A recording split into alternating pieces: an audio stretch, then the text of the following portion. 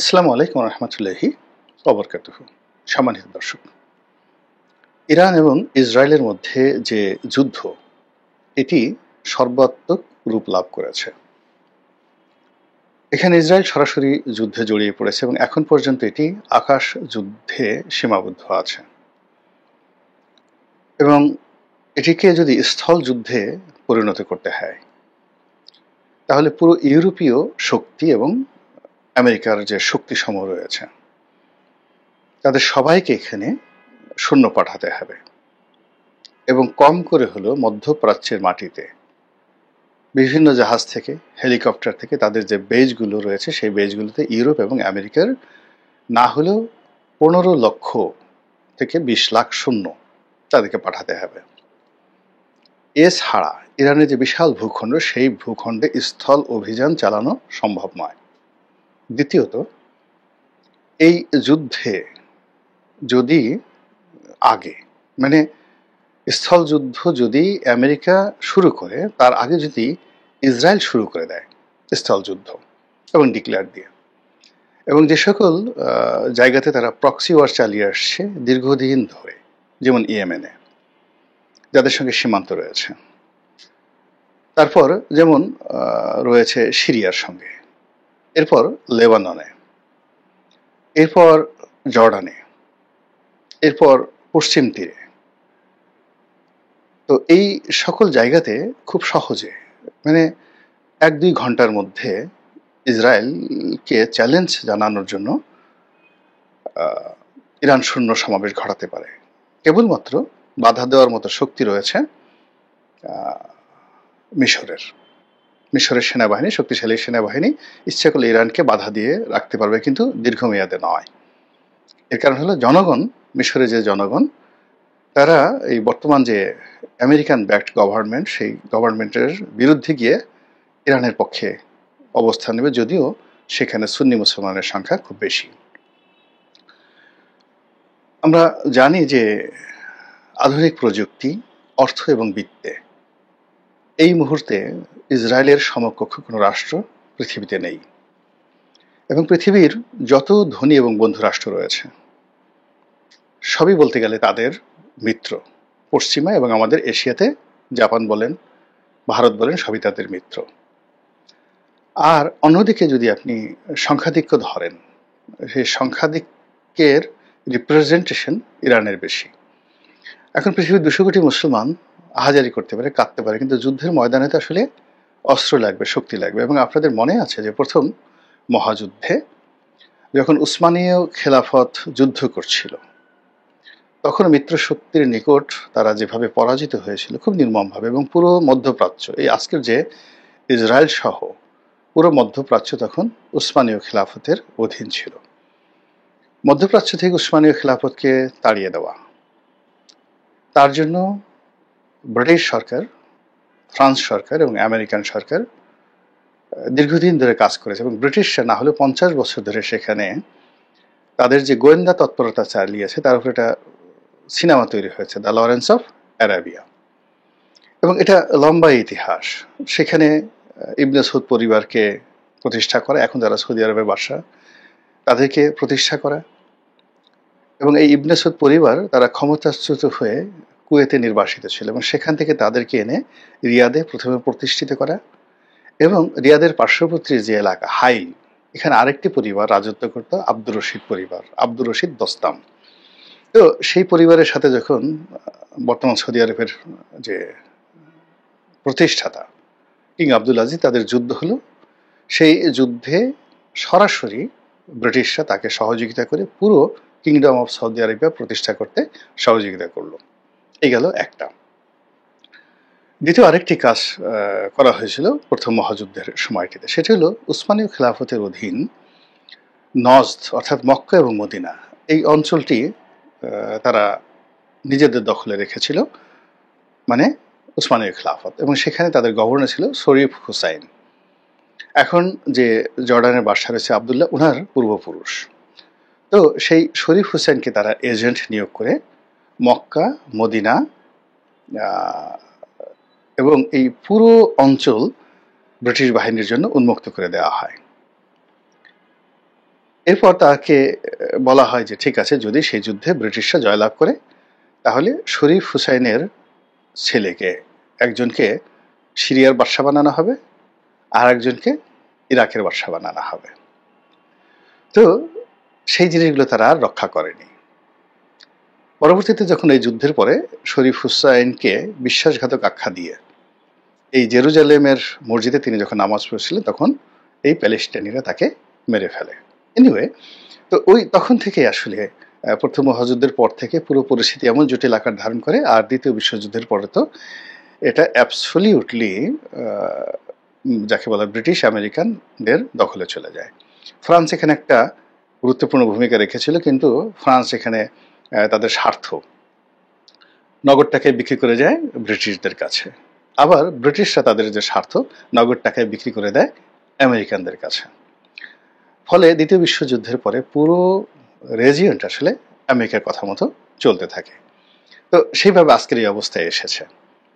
কিন্তু এখানকার ইতিহাস তো কেবল 1950 থেকে আজ অবধি এই 75 বছরের নয়।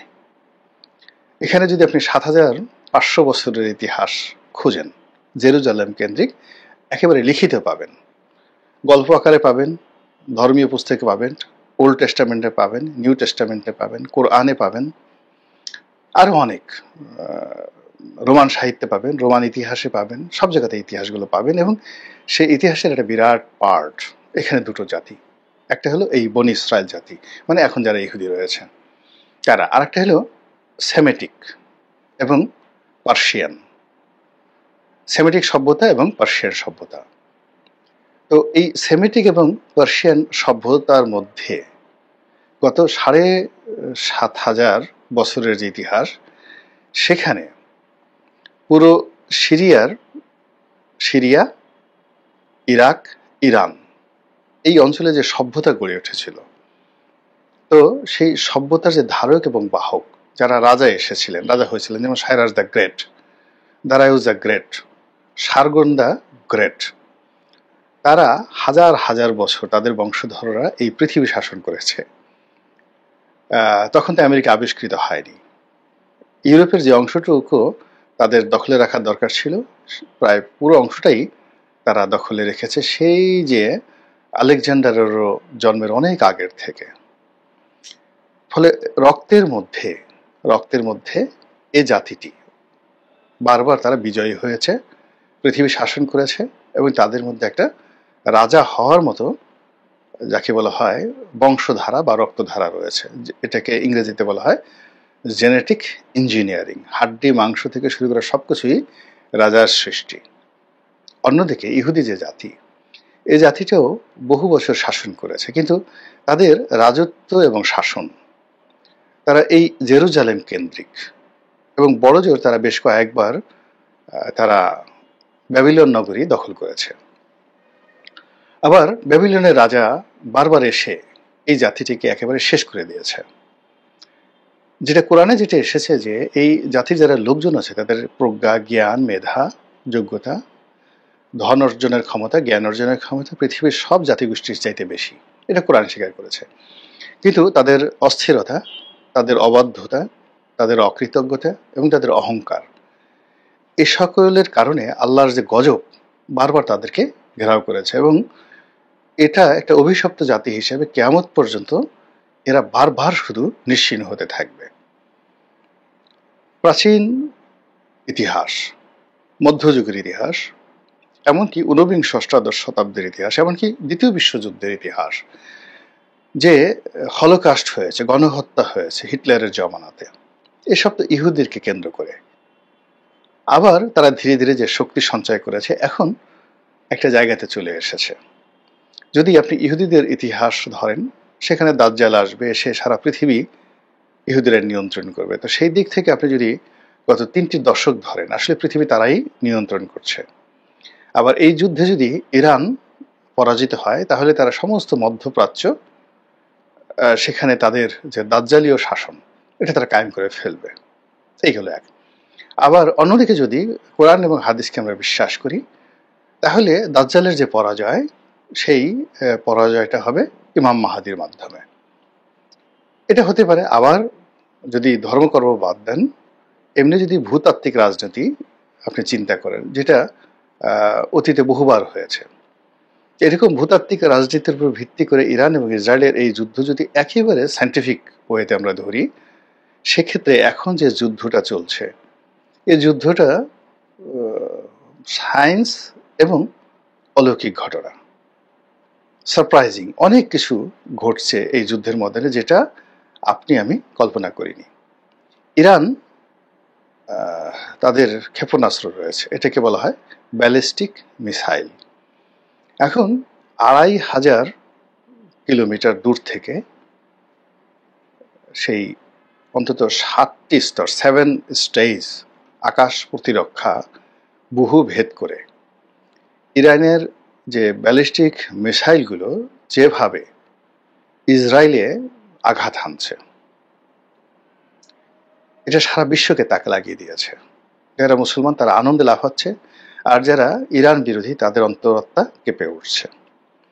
এবং যে ক্ষেপণাস্ত্রগুলো ইসরায়েল আঘাত এনেছে, এবং ইসরায়েল আঘাত হানতে গিয়ে তাদেরকে 7টি স্তর আকাশ প্রতিরক্ষা, অর্থাৎ ইসরায়েলের আয়রন ডোম যেভাবে রয়েছে, এভাবে আশেপাশে যে দেশগুলো রয়েছে এবং আশেপাশে যে সকল সমুদ্রে ইরানকে ঘিরে বিভিন্ন নেভাল ফোর্স রয়েছে আমেরিকা এবং ইউরোপের, তো সেই নেভাল ফোর্স তারাও কিন্তু আকাশ প্রতিরক্ষা ব্যবস্থা গড়ে তুলেছে। এইভাবে যারা বিশেষজ্ঞ তারা মোটামুটি ধারণা করেছে যে মিসাইলগুলো ওখান থেকে এসে এরকম 7টি স্তর, সেই স্তর থেকে আক্রমণ হয়। এই আক্রমণকে প্রতিহত করে এবং সে আকাশ প্রতিরক্ষা ব্যবস্থাকে ধ্বংস করে, চ্যালেঞ্জ জানিয়ে, ফাঁকি দিয়ে তারা সরাসরি এখন ইসরায়েল আক্রমণ চালাচ্ছে। এবং এই আক্রমণ যদি আগামী 15 দিন চলতে থাকে, তাহলে এই আকাশ প্রতিরক্ষা ব্যবস্থা বলতে গেলে সম্পূর্ণভাবে ভেঙে পড়বে, এবং রাতারাতি এই প্রতিরক্ষা ব্যবস্থা আবার নতুন করে গড়ার জন্য তাদেরকে 7-8 বছর সময় লাগবে। ফলে ইরান যে যুদ্ধটা চালাচ্ছে, এই যুদ্ধটা যদি মোটামুটি 15 দিন সে চালাতে পারে, তাহলে তেল আবিব, হাইফা, তারপরে শেষে অন্যান্য যে সকল তাদের শহর রয়েছে, গুরুত্বপূর্ণ শহর রয়েছে, সেই শহরগুলোর অবস্থা গাজা দ্বীপের মতো করে দেওয়া ইরানের জন্য কোনো সমস্যাই হবে না। তাকে শুধুমাত্র এই এখন যে কাজগুলো চলছে সেই কাজগুলো তাকে চালাতে হবে। অন্যদিকে ইসরায়েলের হাতে যে ছোট একটা জায়গা, ছোট একটা মানে ইরানের একটা ছোট শহর তেহরানের মতো আয়তন নেই কিন্তু ইসরায়েলের। ফলে তাদের যে অস্ত্র, গোলা বারুদ যা কিছু রয়েছে, এমনকি তাদের যে পরমাণু অস্ত্র রয়েছে, তার পুরোটাও যদি তারা প্রয়োগ করে হিসাবে, এর তো একটা হিসাব, মানে তাদের কতটা মিসাইল রয়েছে, কতটা কি রয়েছে, এগুলো যদি তারা ইরানের সেই পুরো শহরকে ধ্বংস করে দেয় সবকিছু দিয়ে, এটা সম্ভব নয়। তাদের মানে তাদের যত অস্ত্র রয়েছে, পুরো অস্ত্র দিয়ে যদি তারা আমেরিকার সহযোগিতা না পায়, বিদেশের অস্ত্র যদি তারা চেইন অফ কমান্ডে বা চেইন অফ লাইনে যদি সেগুলো রেসপন্ড না করে, তাহলে কেবলমাত্র ইসরায়েলের হাতে যে অস্ত্র রয়েছে সেই অস্ত্র দিয়ে তারা আরো 1 সপ্তাহ, এখন যে হারে তারা আক্রমণ চালাচ্ছে, 1 সপ্তাহ তারা আক্রমণ কিন্তু চালাতে পারবে না। তাদেরকে লাইনে এসে আমেরিকার অস্ত্র সরবরাহ লাগবে, তাছাড়া তারা টিকবে না।